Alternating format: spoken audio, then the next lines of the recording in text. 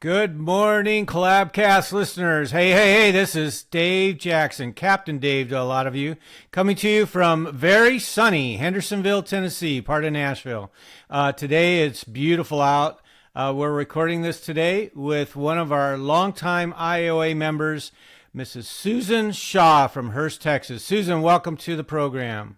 Thank you. I'm happy to be here. Thank you for joining us. So, you are from Hurst, Texas. You're there now, and from what I read, you are a lifelong resident of Hurst, Texas. Is that correct? I am. My parents moved there, actually in the house my mom's still in, when I was about 6 months old. So, oh my goodness. My office is still in Hurst. I live just a little bit of ways, but yeah, this is my area. I've been here my whole life, really. It's very nice. So entrenched in the community, I'm sure. So, for those that don't know, roughly about where is Hurst located? It's going to be like backs up to Fort Worth. So part of it's Hurst, and it's kind of it's called the Mid Cities area, and we're just it's three little towns: Hurst, Euless, Bedford. So we're in the larger area would be Dallas Fort Worth, but we're really on the Fort Worth side, very close to Fort Worth. Gotcha. Okay, good. So, all right. So before we get into the non-sexy insurance stuff, which is for some people, but most of the people here are insurance folks, who are listening. So let's hear a little bit about you personally. So grew up in that area, born and raised. And so then obviously went to high school there and college as well. No, I went to a small private university, Howard Payne University down in Brownwood, Texas, about 3 hours from here. Oh, okay. Still pretty close to home. It is, yeah. Far enough away that you can come home on the weekends, but don't have to, right. go back and forth every day. Exactly. So, yeah. All right, very good. So Shaw Insurance Agency, you and your husband Howard started this together as a couple, correct? Close. You acquired an agency. We acquired it, but it was very, very small. My father actually started it in 1982. Not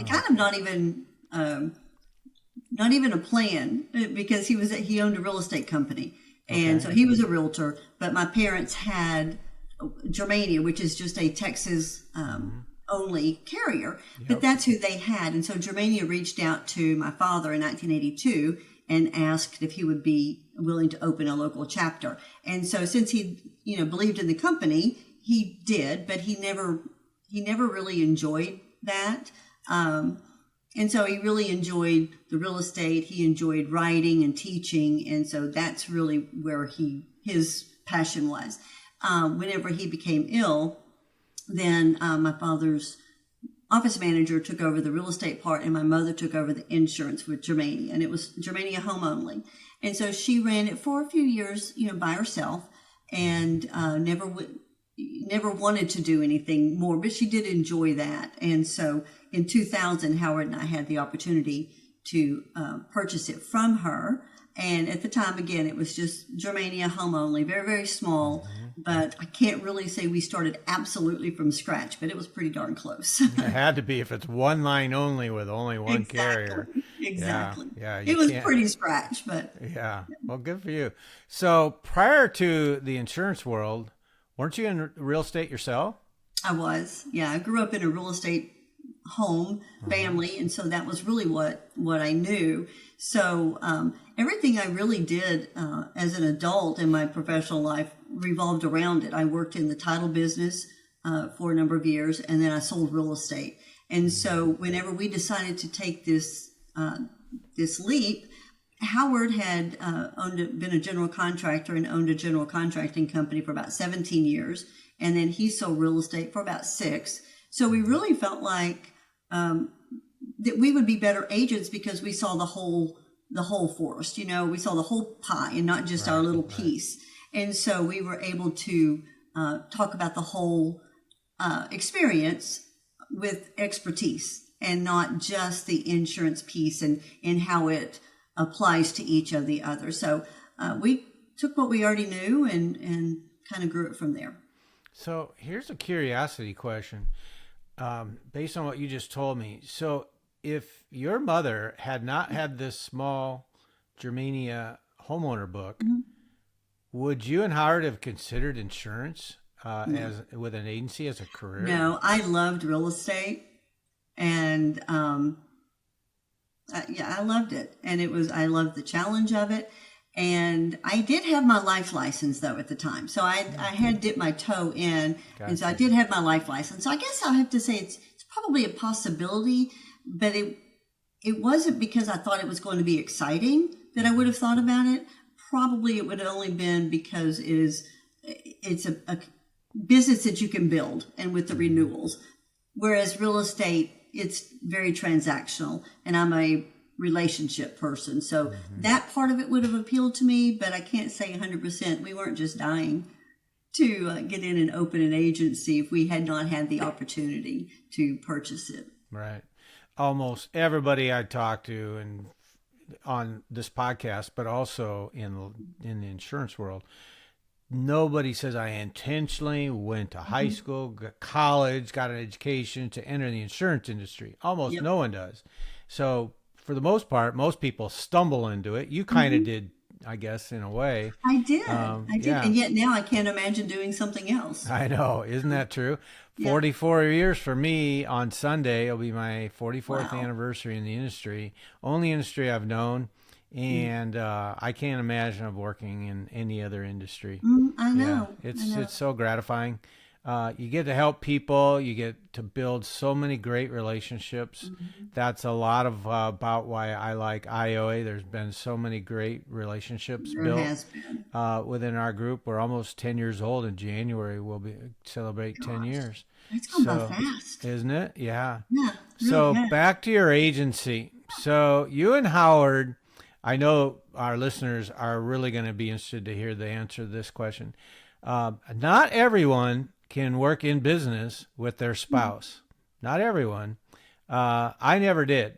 And that wasn't just because we couldn't. We just different careers and different paths, and that's the way it worked. But what makes it work for you and Howard to be able to live together, be married, and work together? We have worked together for so long. We worked together before we ever bought the agency. So we were used to it, and we always enjoyed it. But really what makes it work for us is we have very different jobs within the agency. So he's got his job and what he takes care of. I have mine. And so I'm gone a lot for meetings or networking or different events. And he just kind of stays here and takes care of everything. And he wears a lot of different hats. And so, he loves it. Whenever I walk in and tell him I need maintenance department now. So he wears a lot of different hats. Sure. It works for us. I totally understand that it wouldn't work for a lot of people, but he's got his office at the other end of the office of the building, and we have very different jobs. So for us, it works great. So that bodes a question. How did you divide up those responsibilities? He does his, you do yours. How did you figure that out? I am not a maintenance person, so that one was easy. Okay. He got that automatically. Gotcha. And it was kind of like whatever worked to our strengths. And so accounting, bookkeeping, all of that is really, he's good at that. He enjoys it. To me, I would not enjoy that at all. And then the commercial side, because as a general contractor, he was used to dealing, with insurance for the commercial portion. And again, with me selling real estate, then I was used to dealing more on the residential side. And networking and marketing is certainly more in my wheelhouse than it is in Howard's. So we just tried to divide it up as far as the way it made sense for us. We built it. Neither one of us worked for another agency. That's kind of funny because most people worked for an agency before they started their own. Yeah. We didn't. And we just kind of built it. We figured we built it as far as the way it made sense to us. And we built it for the agency or the agent that we would want for ourselves. And the way we looked at it is we knew all the surrounding other industries and we already knew how to market ourselves. We just needed to learn the business, the insurance part. And so that's just kind of with our experience. We didn't anticipate it really ahead of time too long. It wasn't something that we dreamed of doing together before, but right. no, it's been great. Yeah, you did kind of stumble into it. So We did. but you saw it coming, right, with your mother and that Germania. Yes, book. and my mother, she's 87 years old now, and at the time, 23 years ago, she didn't want to learn. She wanted a computer. She didn't want to have to learn. And Germania was, saying, well, they wanted everybody online and everything. And at the time, I did live in Virginia Beach for a few years, and so at the time, I wanted to come back home, and so that was really the opportunity. But and she was going to stay just a few months for us to get her feet wet, and that ended up being probably 12, 15 years. So and it was great. So I actually worked with my husband and my mom, and I think that's more of a testament to Howard than it is myself. But he could work with his wife and his mother-in-law. But they have a really special relationship, and so that was kind of a neat thing for us. Yeah, that's very cool. So for those that don't know, give me kind of a snapshot of your agency. So your agency now is, 23 years old? Mm-hmm. You basically started from scratch, had a small single carrier homeowner book to begin with. That kind of got you off the ground, but for the most part, you needed obviously other carrier appointments. So let's start with split of business, personal versus commercial. What's your mix of business in your agency? 65-35, 65 personal. So, okay, so that's a little more heavy on commercial. There's a ton of agencies out there, 80-20 or somewhere close to that. But you're a little more on the commercial side. My guess is more because of Howard's influence. It is, and it's by design. But whenever I'm out networking, then a lot of times, those people own businesses, so I have their personal and their commercial, and so it, Howard's strength, but also results of being out in the community. But that's about our split right now. So, majority of your business is placed with how many carriers would you say? The majority is going to be top heavy with 3, 4. Yeah, that's what mine was, 3. Yeah. After the top 3, it dropped way down. It does. It really does. So is Germania still one of those? Funny you should ask.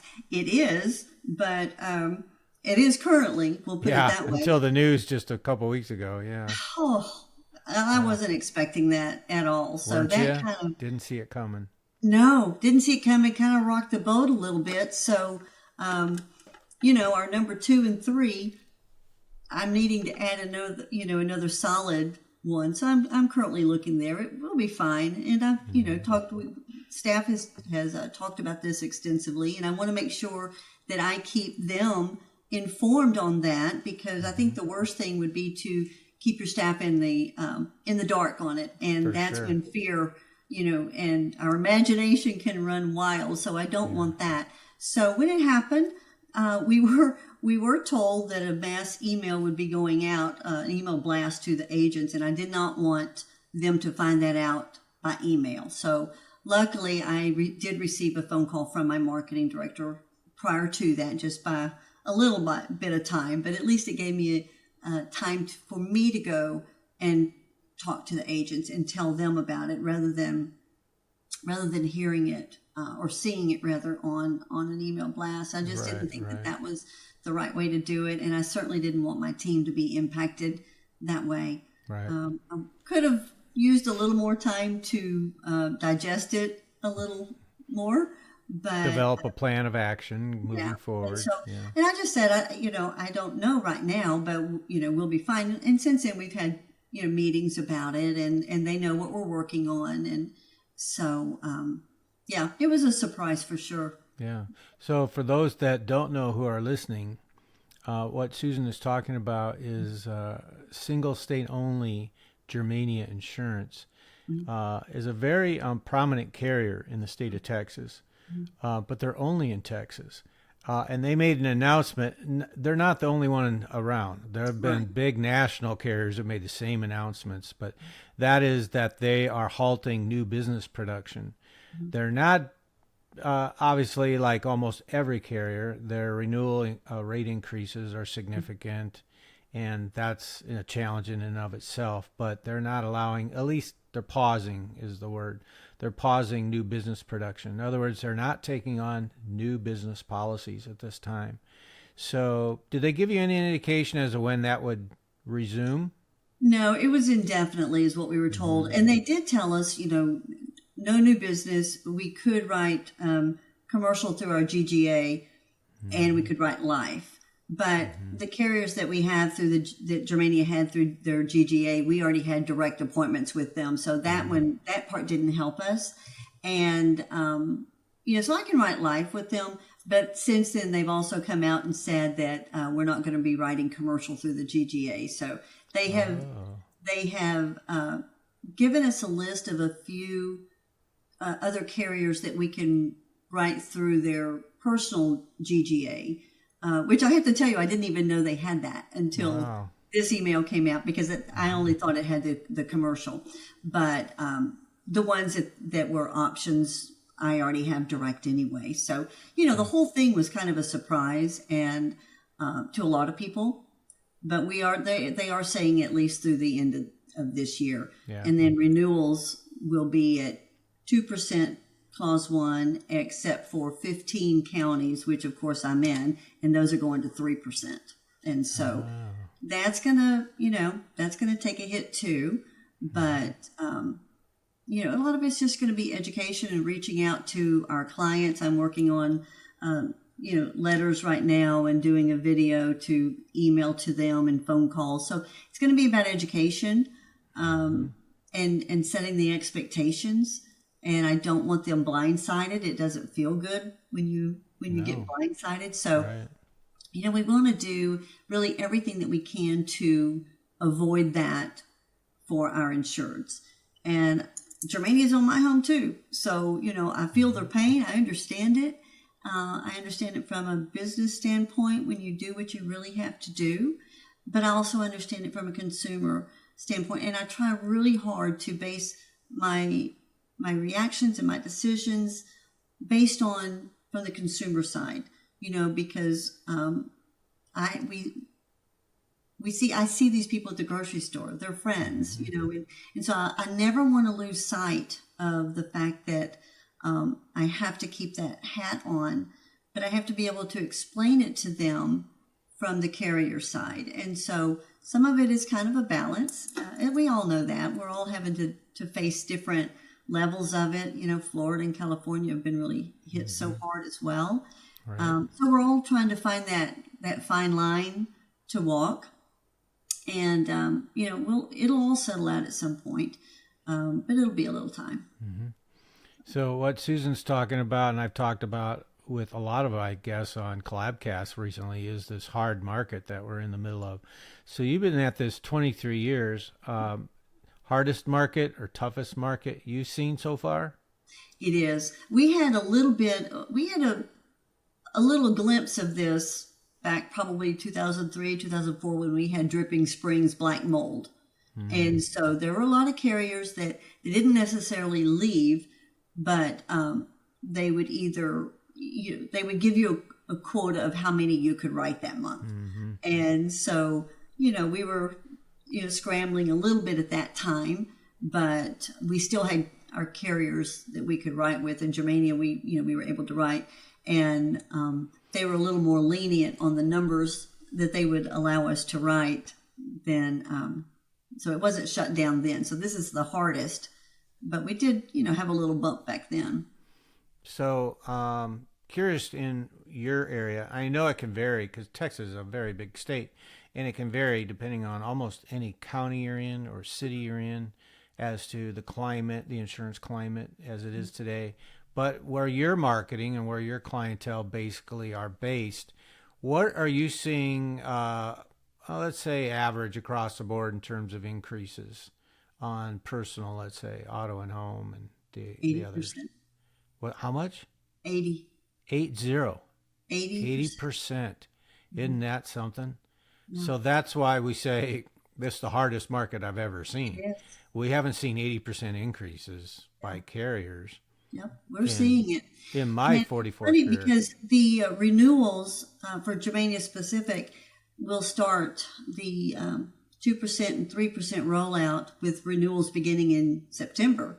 Well, so it's July. We've already seen the first several ones, come up. And so, in addition, so it's jumping to a 3%, but they're still getting a rate increase, but it's minimized because of the 3%, but that's on top of the 80 that we already had seen. So when you say 3%, you're talking about their clause deductible? one.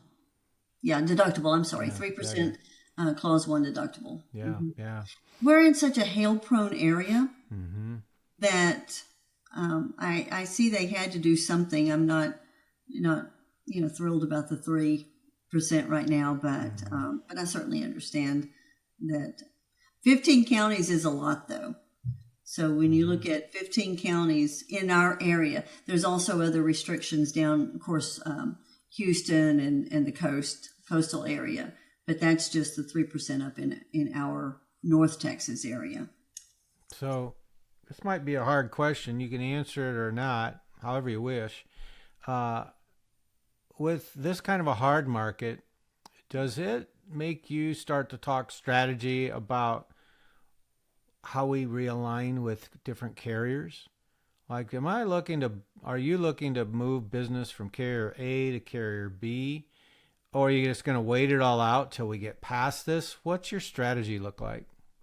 Well, I'm not a person that I'm not going to do a book roll. Because my philosophy is if you're going to roll a book to someone, you're going to roll it right back out when the next thing comes. So I don't want to do that. Will someone else rise to the top as being my number one carrier? Yes, it has to. And what we'll do is we'll be looking at each policy individually and really trying to, because for some people, it makes sense to stay, even with the higher deductible. But you have to know your clients and you have to know what their pain point is and you have to know what's important to them. And so for someone who's had a lot of water damage in the past, the fact that Germania will cover sudden and accidental water up to the level of the coverage A is a big deal. So that's great coverage. So for someone else, that may be the most important thing. So it's really going to be reaching out and having those hard conversations, having them ahead of time. Again, going back to, I don't want them blindsided. And so some of them will move. Some of them, I'd rather move them to another carrier within my agency than lose them altogether, of course. For sure. So, the strategy, I'm still looking to bring on another strong home and auto carrier to change my top 3 and 4, to add to that. I have to. And then I'll continue to just have the conversations with people, and some will stay. We'll have some that'll leave and think that, Susan, how could you, why did you do this? And we all know that we get those clients that think that we are personally sitting there with a calculator trying to increase their rates. But we understand we're going to lose some clients. And while I don't like it, I have to understand that and respect that. And then we'll just work on winning them back down the road. But yeah, there's going to be other carriers that rise to number one in our agency. It has to. So I'm going to back up just a bit to the makeup of your agency. So 65-35 split, 65% of your business is personal lines, 35% is commercial lines. How many employees and just one office location? We just have one location. Okay. We are starting to press harder on commercial. So, we've got plans and have already kind of implemented plans to grow the commercial to kind of balance that out and help, ride through this. There's 10 of us all together. Okay. So, a couple of assistants that are not licensed that kind of assist me and the rest of the office and different non-licensed. I don't have any VAs. Everybody is here in person in the agency. So That makes sense for your model because I call your agency what I call a community agency. mhm, You are, that's no surprise at all. It makes complete sense. You and your husband are a longtime community residents. You've grown up, people have met you and known you for years and years. And then you started a business 23 years ago, and you've been in business 23 years, and you're entrenched in the local community.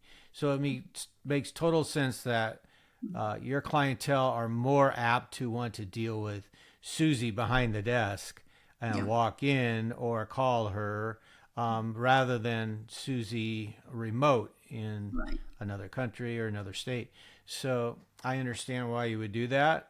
Mhm, Plus, you're providing a job mhm, for a local, presumably a local resident, and so all that adds up to being a family oriented business in a yeah, local community. And if that works perfectly for you, I could see that, especially with your real estate background. Like you said, mhm, you're all about the relationships and mhm, getting to know people. And you said two things during all of that. You said, first off, you said we need to educate, especially during this time, we need to educate our clientele because they have more questions probably than ever, mhm, about their own personal insurance or commercial insurance. And so now you've got to educate them, let them know overall, we've all heard it. My rates go up. I had no claims, no tickets, no accidents, and my right. rates just keep going up. On the opposite side, my rates go way up, and I've only had 4 claims, in the last year, and that's what it's for, So I use it. So there's all of those scenarios that we hear. So it's educating people and helping them understand how an insurance policy works. Mhm, Where does your premium go when mhm, you pay it monthly or every year or how often? And what is it used for? Where does it go? What's it used for? And so, the person who has $100,000 home loss didn't pay $100,000 in premium, but exactly. boy, he sure wants that claim check to pay for his repairs. Mhm, When his house fills with water because of plumbing issues or in a covered insurance claim. So, we all have to go through that. It's interesting because insurance is such a product, and it's just me, philosophizing here. Insurance is such a product that people, number one, they don't understand. It's a mhm, legalese contract. They can't understand if they try to read it, the actual policy. And we do. I mean, that's part of our job. We learn that when we go through licensing on day one. So you have to understand the contract and what it means and what it says, and so that you can, explain that to your clientele. Because 99.9% of them are not going to get it. They're not going to understand it. Some will understand deductibles. Some will understand limits of liability. Some of that, but for the most part, there's so many aspects to a contract that and you can't blame them. So that's why they need a trusted agent to be able to help them in the time of need or at the time that their bill comes and, oh my gosh, I got an 80% renewal increase. mhm, What is going on? Nobody's ever seen that. But the funny thing is about this hard market, it's not just one carrier, it's right. all carriers. So you could, make your phone calls, call the agent across the street or down the road. It's going to be the same. Right. I mean, let them experience that for themselves, but you want to tell them that. Besides, as an independent, I represent multiple carriers, so I'm doing that for you, and Right. I will find one who maybe has a better rate, maybe, but the likelihood is not that that's not going to happen. So you're going to get basically, I hate to use the word less coverage, but you're going to have a higher deductible Mhm, than you had before. And then you're going to pay more for it. So you'd pay, instead of 80, you'd pay 120% increase if you kept your mhm, deductible the same. So there's some offset. So here I am just uh, ranting away sort of because this hard market that we're in is giving us as agents, number one, some people look at it as like a doom and gloom. My clients are unhappy, my staff's unhappy. It's an unfortunate situation that I don't feel like we have a lot of control over, but yet you do. And there's a lot of opportunity, a ton of opportunity. Now you get to know your clientele better than you ever have. Right. If you take that, that tactic, and I think most should, and probably most do, just like you said, we get to know our clientele. We're getting to know them now. I'm putting together emails. I'm putting together videos to explain this to them. I love that you do video because there's so many people that won't go on camera. But when you do that, it just instills such a much higher level of trust because it's like you're coming into their home. Exactly. And they hear it in my voice, in my tone. So yes, exactly. It's just more personal. And that's one thing that we've always tried to be, have a personal relationship. It's funny. I had my first grade Sunday school teacher insured. That's pretty cool. When you talk about being in the community, it is my community. And I feel like I can't hide behind, the office or the desk or, I have to be out there and I have to contact them. And so, and there is a lot of opportunity, and it is a time that I can certainly understand agents being apprehensive, being scared, and but it's, we can't control that. We can control how we react to it and how we move forward. Correct. But what good would it do my clients? What good would it do my team if my whole attitude was doom and gloom? And, that wouldn't inspire confidence in anyone, not my team and not my insureds either. So that's not a good strategy in my book. So yeah, good for you. I applaud you for that. Yeah. So I saw on your website, your agency website, a picture of your office. It looks like a very nice home. Thank you. How did that come to be? Well, let me ask you, how did that come to be? But do you own, or is that your own property? No, it's our building. It's our building. And it looks like a home. Like it looks just like a home. It's very cool. And you've got undercover parking and it's cool. Did you build that, or was it existing? No, we did a lot of work to it. We had one office in Hearst, and then we built a new office in South Lake. And I don't know, I just did not like that office. And so I stayed at the old office. Howard and Commercial moved over to the other one. And I just never liked it. And a lot of it was still emotional attachment to the first building because it was my father's old office. And, and so a lot of that I know was emotional attachment, and yet I couldn't, So I told Howard, I know we have this other new office, but I'm not moving there. So let's look for something else. So we knew a corridor that we wanted to be in. And this came available, and it was a custom home builder. It was his office, and he had it as two separate offices. And so we kept our other offices and did a whole lot of remodeling and to it to open it back up into one and move some doors and move some things around.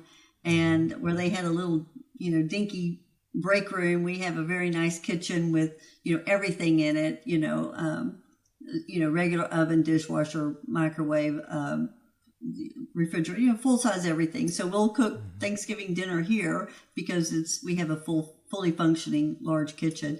But and then we just we moved here. So we do love it, and it's got pretty nice finish out that matches the outside of the building. So we've been happy here. It's a good fit for us. I could easily see that. I'm sure your clients who come to visit you love it too, because it looks very inviting.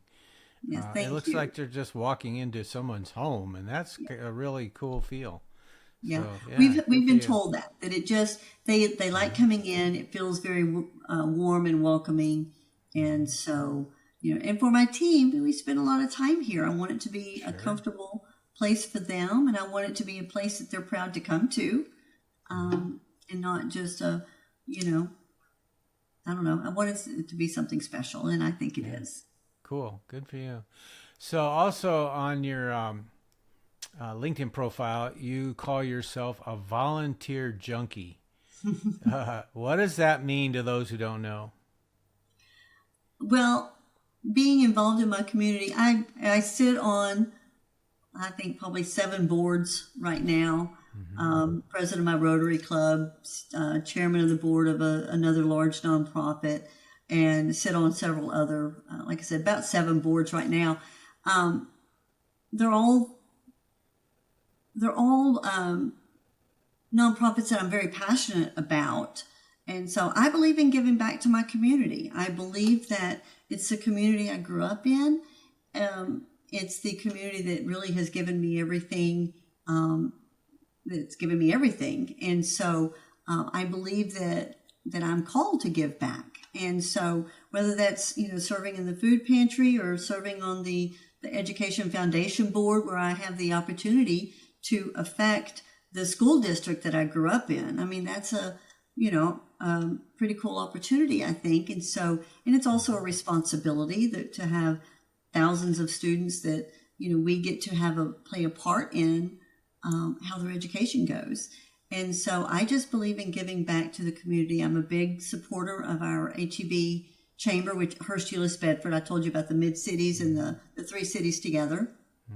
So I currently serve on the executive board there and past chairman. So I just kind of laughingly, I have a couple of friends that say, you need to learn how to say no. And I'm not real good at that. I keep thinking when someone will ask me, I'll be like, I can do that. And so that's why I put volunteer junkie. The beauty of it is, my impression is that you do it because you love doing it. It has nothing to do with anything in, a return, insurance wise, or anything to do with, you just do it because that's your passion. Yeah.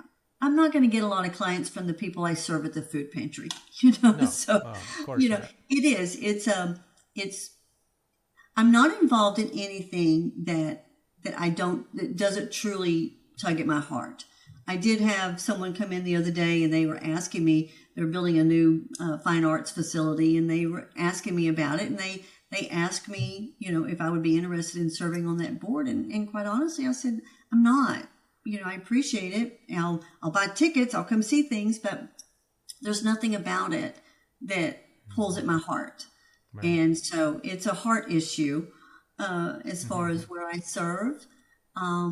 Business does come from it. I'm not going to lie. Business, does come from it, but that's never been the purpose. And I don't discuss it. It's like, it has to be someone that comes to me specifically and asks me. Otherwise, it would never even be brought up. That's not. It's genuine and organic. Yeah. I want to ask you about one in particular. Goals for Bowls. This is one that you started with your daughter? Yes. In fact, before we got on for our podcast today, I was on a Zoom meeting this morning with some people in Uganda. And so I had someone from Arizona, 3 people from Uganda, and then Sarah and I. So we'll be heading to Uganda in just a couple more weeks, but goals for Bowls. And so that is our my daughter and I's nonprofit. And when we go to Uganda, that'll be our 10th mission trip. And she played soccer all of her life, played for Texas A&M. And again, we've talked about food pantries. Sarah has volunteered at food pantries with me for, I've been there for 15 years. And so, this will be it. So we take soccer balls, and our goal is, we may add some other things in depending on, because each trip is different. But the 3 things that are always going to be the same is soccer balls, food, and the gospel. And that's what we do. And so when we go to Uganda, we were talking, and there's these, they have children's homes, and the way they've done it is it's not institutional style. And so there's actually like 3,000 children that we'll be working with in the orphanage, this orphanage there, or children's home. Wow. So to date, we've provided about 85,000 meals, and this will put us over 100,000 meals that we've provided for children. That's incredible. And so, it's just something that Sarah and I are both very passionate about. And we do have the soccer balls, and we do sell those, but those are a 1-for-1, in one in, one out, as far as like Tom's shoes. When someone buys a pair of shoes, Tom's shoes gives another pair. And that's what we do with our soccer balls. As far as the food's concerned, that's straight donations. And Sarah and I pay all of our own travel, all of our own expenses. So, I have the agency. She works for JP Morgan. We fund all of our own expenses so that we can really say that 100% of donations goes to food, which is how we've been able to provide so many meals. And so we buy the food in country so that we're paying into their local economy. We're supporting whatever missionary that is working there, and we're providing things. Most importantly, things that is their diet. Because we want to provide those staples, and not going to be buying ice cream and birthday cake and junk food. We're providing staples so that it can feed them for an extended period of time. And so we love doing that. And so we were planning our grocery list and how we were going to shop and all of that in our meeting this morning. That's very cool. Kudos to you. That's such a noble cause. I mean, gosh, I can't imagine trying to, reaching out to a country or a group of individuals halfway across the world to provide them meals. I mean, that's just an incredible accomplishment. You need to be very, very proud of what you're doing. Thank you. It's funny. Some of these kids in these orphanages or children's homes, we were in one in Ghana and Kumasi, Ghana, and those children in that orphanage, they got meat twice a year. Chicken twice a year. So wow. When we came and we cooked the food. And so, a lot of times if we're able to, we'll cook the food and then we leave food for them for future use. But I tell you, when I buy chicken at the grocery store, I buy the pieces that I want.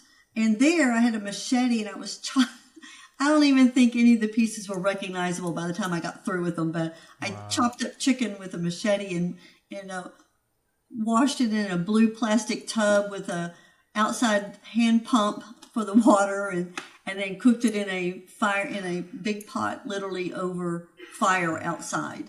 And so, but that was how they cook every day. I mean, not the chicken part, but that's how they cook every day, is on an outside fire in a big pot. So,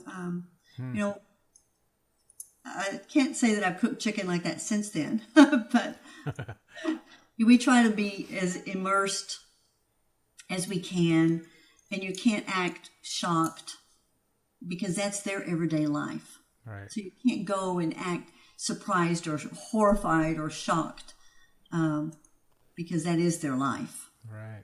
Wow, that's crazy. Cool story. Very cool. Thanks for sharing that. I appreciate it. I want to shift gears just a little bit before we wrap up. So a little bit about IAOA. So you've been a member of our group for some time. For those that are listening and for some crazy reason you don't know, IAOA is a group of independent insurance agency owners. That's what it stands for. Located throughout the United States and Canada. And in this coming January, our group will be, IAOA will be 10 years old. I'm the original founder of the group, and the mission was to share and collaborate selflessly, and innovate. And so collaboration has been key, been number one, because it's none of it's because of what I did. It's all because of our 9,000 plus now members. We'll probably hit 10,000 members before we reach 10 years old. It's a very cool thing. And I didn't start it with any kind of growth goal or had nothing to do with numbers. It was completely by accident because I wanted to get my own questions as an new independent agency owner answered selfishly. And that's why I started the group. We're a social media based group on Facebook, private group. But along the way, we created a partnership program with vendors. We started a conference this coming October.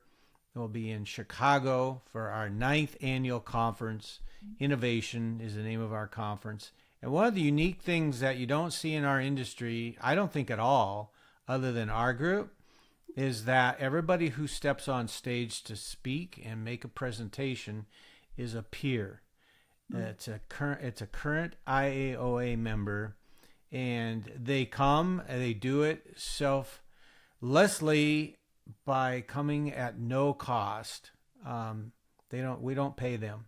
So they basically volunteer. We do give them a no cost ticket to come. But other than that, they pay their own expenses, travel. We do provide a few meals. And they come and they share some aspect of what they're doing in their agency that's making them successful. And so our attendance grows year over year because our attendees who are only IAOA members, we don't make our conference available to the general insurance public. You must be an IAOA member to attend, to present. And other than that, we have an exhibit hall full of sponsors and partners who want to talk to our attendees. But other than that, that's it. We don't have outsiders other than IAOA members. And so the community, it's a really tight-knit community. And so Susan was one of the ones we asked this year to present, at Innovation in October in Chicago. So I want you to give our listeners just a bit of a glimpse of a heads up of what you intend to speak about this year at Innovation. Sure. And thank you. I am really excited about the opportunity. So thank you very much for giving me that opportunity. Thanks goes to you. And whenever you asked us to kind of send several topics of what we might be interested on, I sent several, and then you kind of knowing what the other speakers were talking about, maybe suggested this one might be better than others, which was my favorite anyway. So maybe it won't come to a surprise to anyone after watching this and knowing me a little bit, is I'm going to talk about community and you, and why does it matter? Nobody does it better. Yeah. So I am so excited. I've been working on it, and it might not be exactly what you think it is. So I want to look at it from a couple of different angles, but we'll be talking about community and what that really means. And so I'm excited about that. And again, I'm so excited about the opportunity that it's going to be great. I can't wait to hear all the other speakers. The lineup is fantastic. It is. And so I'm looking forward to it very much.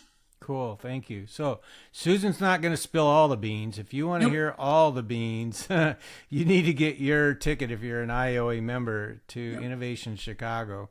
And just for those of you who are listening and are on the fence, don't let the price increase on August 1st catch you. That's just a couple of weeks off. So get your ticket on July 31st or before, so you don't have to pay that additional cost. Now, if you need to wait because you're not sure if you can make it, that's fine. And we do have a lot of people who do that. But if you know you're coming, pay the lower price, July 31st. To attend, and that's at IAOA.com. I won't give you all the rest of it. You can find Innovation in Chicago easily on our website. So go there, get your ticket, book your room, and come listen to Susan and 17 other presenters, all peer-to-peer presentations. I know our presenters come and they're excited to present, but they're just as excited to listen to everybody else talk about all the topics. Like you said, all of our presenters are listed on our website. The lineup and the years of experience in insurance agency ownership is just tremendous. We have 200 years of insurance agency owner experience collectively of our 17 presenters. And Susan, you're just one of them. So we look forward to seeing you. Hopefully Howard will be joining you and see you in Chicago. And we'll have another great time. Friday night, we have a fun casino night and a Roaring Twenties party. That's going to be a blast. And so for those of you, again, who are listening, get your ticket before. You can go up till October 1st, but don't wait that long. Do it before July 31st if you know you're coming and miss the price increase. So.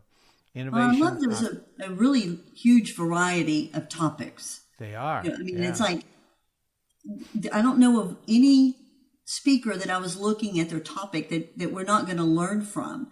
And so whether you're new in the industry or you've been in it 25, 35, 40 years, you're going to pick up great information from that lineup. Like I said, it's a wide range of topics. And so it's going to be really exciting.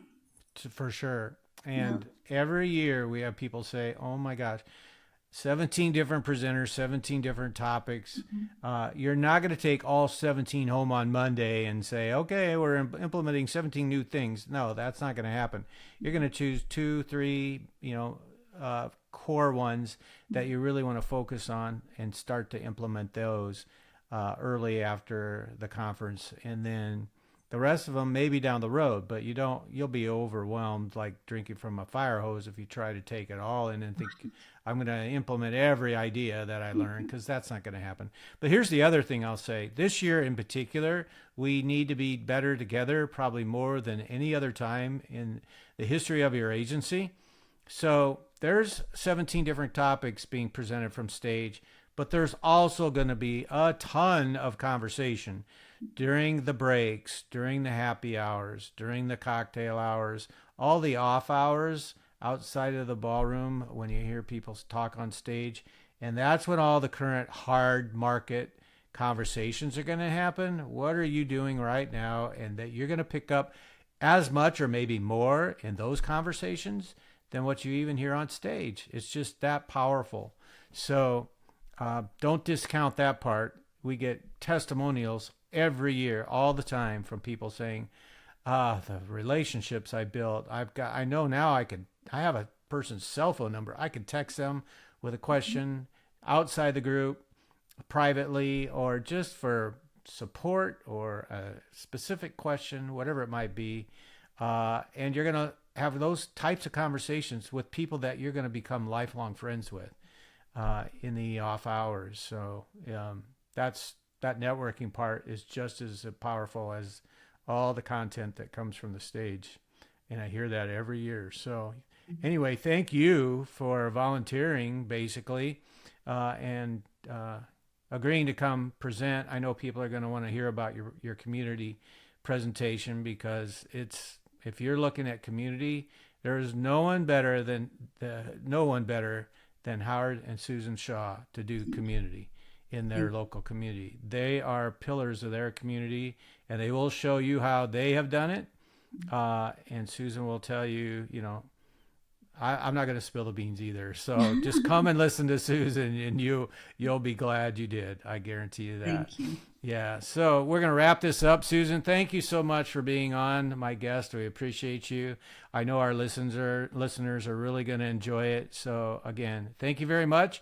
And I probably won't talk to you or see you again until October. And that's just a little over 2 months away. So yeah. It's not far. No. Thank you so much. Be here I really before we enjoyed know it. And I thank you for the opportunity to do this and to be a speaker. I really do appreciate it. I'm looking forward to it.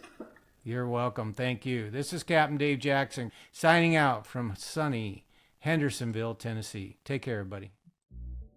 Thank you for listening to Collabcast with IAOA with Captain Dave Jackson. Production and distribution by Podsquad.fm, Riverside.fm, and Spotify for podcasters. Special thanks to Little Dog Social Media, Terry Champion, and all our guests and listeners. If you're an independent insurance agency owner, please subscribe to our podcast weekly.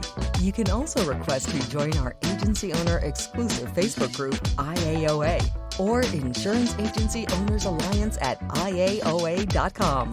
Captain Dave Jackson signs out from sunny Hendersonville, Tennessee.